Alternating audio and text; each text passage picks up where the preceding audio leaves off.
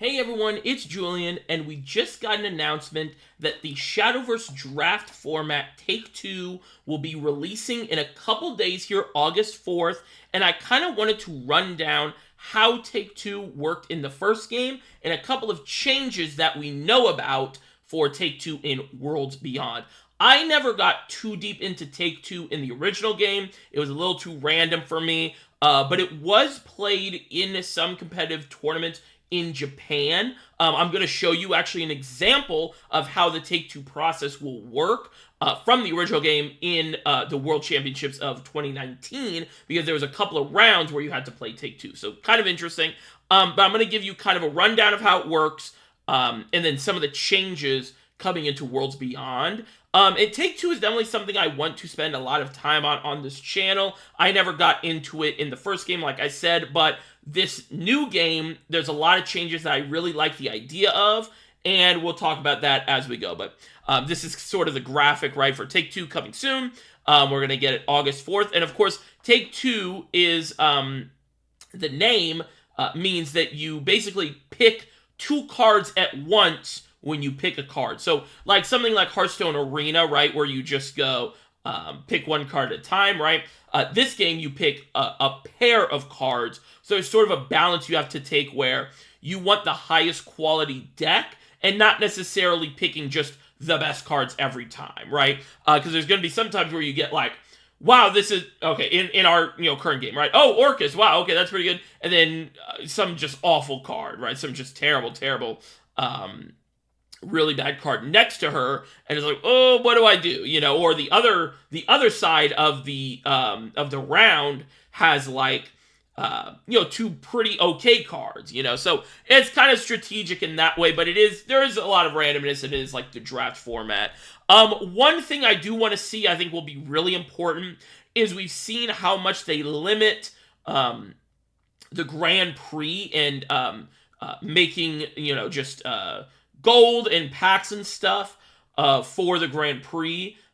You're limited to low amount of runs. The rewards are pretty bad. So I'm really hoping they don't do anything like that to Take-Two. I think that you should be able to just use a lot of your gold and stuff in Take-Two and just sort of grind stuff out. I think that would be fine. I think that'd be cool. But of course, we'll see. We'll just have to see how they do it. But yeah, so this is Take-Two. I do want to hop over to, this was the stream they did when they revealed this new set 2, right?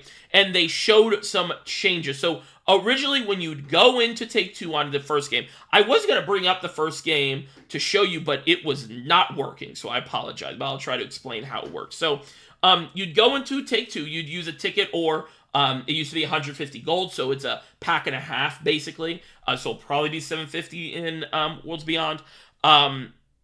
And you'd go in and you'd get 3 classes to pick from randomly. And it'd just be, Haven, Rune, Sword, right? You pick one, and then the first round will have all golds and legendaries. The 14th, or the 14th and 15th card will be all golds and legendaries, and the 29th and 30th card will be all golds and legendaries. Those are the only golds and legendaries. So it's different from some, like, other games where it's just you have a chance to get a legendary every time, right? It's set which legendaries or where you're going to get them.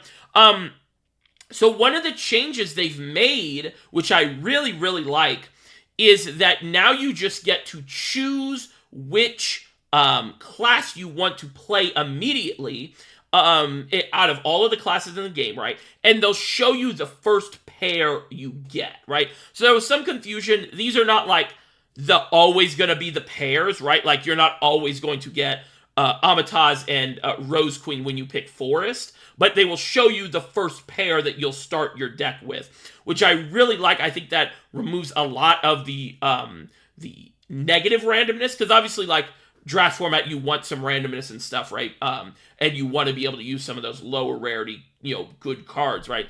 But I really like them taking out some of this negative randomness where it's like, well, there's 1 or 2 good classes in the format, and I got none of them. All right, guess this was a waste of a ticket or gold, right? So I like just being able to just go pick a class. I think this also will make it easier for the game to recognize, hey, this class is being picked all the time. We need to nerf it some way or somehow in Take-Two. So in the original game, they did used to have Take-Two specific bans. I remember a Gravity Grappler was a nuts card in that format, but there was a lot of also all of the Rune. There was this like subclass of Rune cards where they would get special effects if you were below 20 cards in deck. And obviously in Take-Two, you start with a 30-card deck, not a 40-card deck. So you'd get all those effects really active really fast. So they kind of banned some of those cards. But it sounds like in this version, there's going to be some sort of re-roll function where you're able to, I assume, like re-roll around. And they said that some of the lower picked classes will have more re-roll opportunities. So something like that, we'll kind of have to see in this next part of the video. Once I sort of wrap up talking about it, I'm going to go into the game and sort of just kind of speculate on some cards I think will be good in Take-Two, right? We're looking for like good, low rarity, high value cards, right? So that are some of the differences going into Shadowverse Worlds Beyond Take-Two. So it'll be interesting to see how that will actually play out, because we don't know a ton of details, right? Next, I want to kind of show you just like an example of like how it works. So this is like this is 2019 World Championships, and this round 3 was Take-Two. So person who is even, I can't even tell who is drafting right now, but they pick Dragon, right? And they get 2 sets of options, right? They can pick Zeus and Genesis Dragon on the left, or Anna Rose and Wild Flame Dragon on the right. I think I know what I'm picking. Zeus was really good back in the day. So you can see, okay, they pick, well, I don't know, I might be wrong. Maybe they'll pick not, that. I'm not a Take-Two expert. What'd they pick? I kind of want to see. They did pick the left. Okay, so then you can see the next round, right? They go, okay, left side is Righteous Dragoon and Velociraptor, and on the right side is Sneer and Overwhelming Crush. Sometimes you just get these sort of obvious picks, right? But I do like the idea of Take-Two, and I think a lot of the negative and the reason I didn't mess with it is it felt way too random in a kind of already random game, But I think right now with sort of the low card, the small card pool, and it feels like a lot of classes will be good in Take-Two, I think it'll be a pretty fun format. And yeah, I'm really excited. I'm going to be doing guides and stuff, I think, as well for Take-Two. It's definitely something I want to really, get into that I didn't get into in the first game. But yeah, it's pretty interesting. I'm wondering if they will do actual competitive tournaments with Take-Two rounds. I think that would be interesting if they sort of, figure out like, hey, we do think Take-Two is competitive enough to, put into rounds and stuff. But yeah, okay, so in this next part of the video, I'm going to go into the game, talk about some cards that I just think like might be good for each class at these low rarities. And obviously this isn't like a tier list or anything set in stone, right? And again, I'm not like an expert Take-Two player, but we can just kind of look at some of the good low rarity cards and talk about that. All right, I will see you guys in a second. All right, here we are in the game, and before we get on to this, if you guys are enjoying the video, it'd be awesome if you could like and subscribe. I'd really appreciate it. Like I said, if you're excited for Take-Two, I'm going to be doing a lot of Take-Two content on here, and yeah, hope you guys enjoy that. So let's get into it. So here we are on Forest, and the power of Take-Two classes are very much made up of the bronzes and silvers, so we're going to try to just flip through all the bronzes and silvers in each class and just sort of point out ones that I think would be pretty good. We're looking for like very high value cards, right? We're looking for cards that are not too synergistic, but are just like good cards by themselves. But also obviously if they have some synergy with other good cards, then that's cool too. So Forest, I do think will end up probably being on the weaker side. Again, it's sort of like a synergistic class right now anyway. In rotation, it really only has one deck, and it's Roach. So if you don't get Roach, there's not much you can do. But it does have some bronzes that are like pretty interesting. So obviously stuff like the Fairy Tamer just gives you some fairies. Fey Twinkletoes, kind of a little too synergistic in my opinion, right? But something like the Fairy Fencer is what we're looking for, right? Nice stats, gives you an effect. It has maybe an additional effect, right? Gives you some resources in hand too. So really like that. And then we have some of these other cards like the Wild Heart's kind of interesting. This is Bronze Rusher to lock down the early game. One card I really like is this Dwarven Mallet Man. Just this 5-mana 5/5 that comes down and kills something. And then if you combo 3 it, you deal AoE. I think this is going to be a big powerhouse for Forest. Lionel as well, in a sort of format where we don't really have super control over like super evolve like synergy cards. Having this card that like summons a bunch of baby carbuncles and you can get some value out of these super evolve effects from these silvers is really good. I really like this card. A ton of stats on play as well, right? Even like a Selwyn is like okay. I don't know if basic cards are going to be in there. I assume they will be, but then one card is like Aaron. Very big powerhouse for Forest, I'd imagine, is a big drop, kill something, heals you, and they have to deal with it, probably use a Super Evo, right, to deal with it. So I really like that. Everything else is like, maybe Woodwalkers, big, board fill, and it's not the worst card in the entire world. It heals you a little bit. There's probably not too much AoE running around. So yeah, I'd say for Forest, those are like kind of the low rarity cards I'd be looking out for. Sword, I do think a lot of people are sort of like thinking that Sword is going to be like one of the best classes. I think it'll be pretty good. But I don't. Sword is a class that a lot of its power is in the Legends and Golds, and I don't think its Bronzes and Silvers are like good enough to be like, whoa, insane, right? So, obviously we have things like, the Coachwoman's kind of hard to deal with in the early game, right? The Lance Trooper, of course, is always good, especially when you have, like, other cards that you probably will have to end up taking. Lorala, of course, stuff like that summons tokens. Even things like the Nightly Rending, classes that have access to hard removal like this are pretty good. Also, this summons a 2/2, right? So pretty nice. Luminous Mage, insane value for a silver. So yeah, if you get like a pretty good legendary, if you get a pretty good couple legendaries, I could see Sword being a good pick. Of course, since we have that interesting mechanic where we get to see our first 2 cards, we'll really get to like, go like, oh, well, since I'm starting with Gildaria and, Geno, okay, well, I'm going Sword, right? Even something like a Night Shadow Ninja Assassin or Ninja Master, that's a long name, could be pretty good, like a full, almost fully statted 5-drop that has Ambush, so you're basically guaranteed to get a hit in. Pretty cool. Rune will be interesting. So Rune has a lot of good silvers and bronzes, but a lot of it is synergistic, right? Like, you probably don't want to be taking a ton of spell boost stuff if you don't either have the payoffs or don't get, like, something like a Burgent. But even something like a Burgent is, like, so nuts value for a format like this that Rune just might be, like, insane because of Burgent, right? And you even have cards that probably wouldn't see play in Constructed, but stuff like the Runeblade Conductor, where it's just like, hey, I got Burgent, I got this Bronze 2, and it's just going to keep going up in my hand, and eventually I can just nuke something and have this basically unkillable, like, 10/10, right?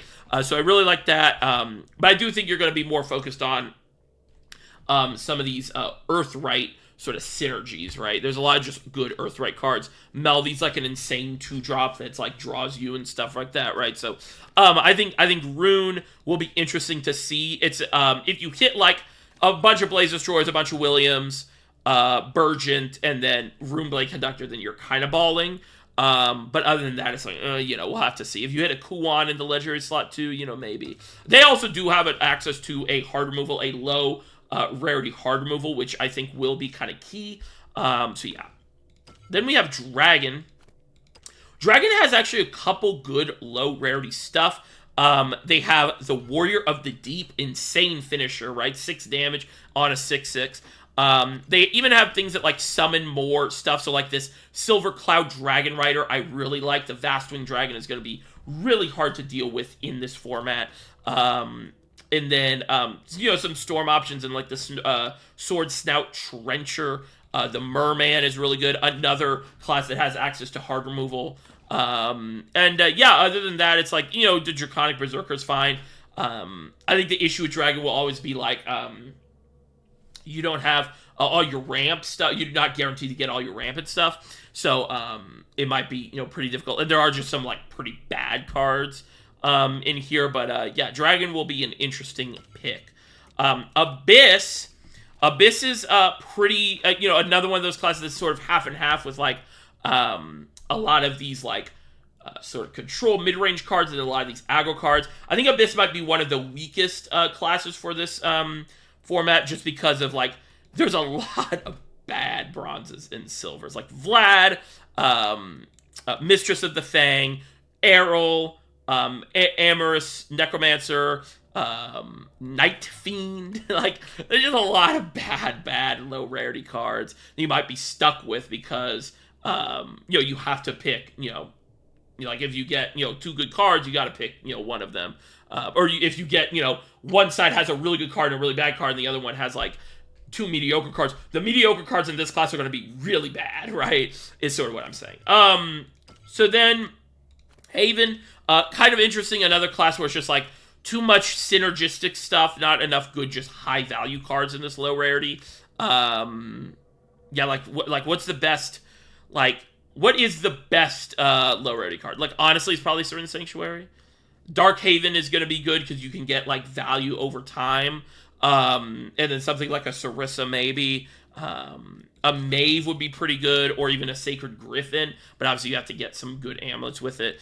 Haven. And then, of course, then we have Portal, which, in my opinion, is the absolute best right now, right before we played it and stuff, class for this format.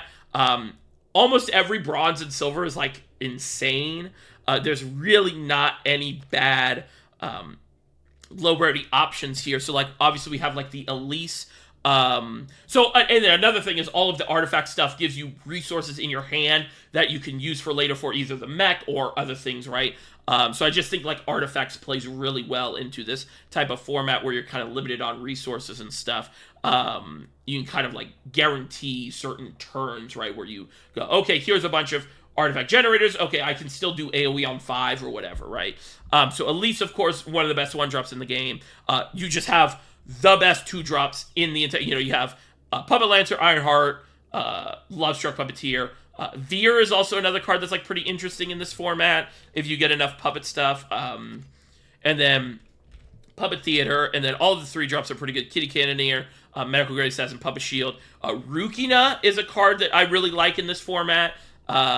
Gives you more resources and summons, like, another thing to be, like, sort of 2 removals. Mecha Cavalier, insane super evolve, low rarity, right? Dirk is an insane just on play, no evolve, 610 worth of stats.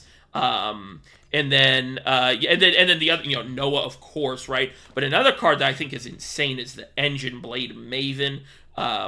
She's just going to be doing a ton on Evo. So you can basically make, like, a really good deck from just these low rarities. And if you get, say, an Alouette or a Karula or an Orcus, maybe even, like, a Ralmia, I think Portal's going to go crazy. I think that'll be the easy, like, most played deck, in my opinion, just because of how high quality its low rarity card selection is. So yeah, those are my sort of ideas of, like, what I think could be good in Take 2. We're going to be getting it in, like, 4 or 5 days here. So it'll be interesting to see. We will sort of talk about it more when it comes out. I'm really excited for it. I think we're going to be spending a couple streams doing it and stuff like that, talking about it. And I'll definitely be trying to do some guides, maybe even some, like, tier lists and stuff for Take 2. And yeah, hope you guys enjoyed. And if you did, it'd be awesome if you could like and subscribe. That'd be very cool. Let me know which class you guys think will be the strongest, or which class you are most excited for in Take 2 in the comments below. All right, talk to you guys later. Bye-bye.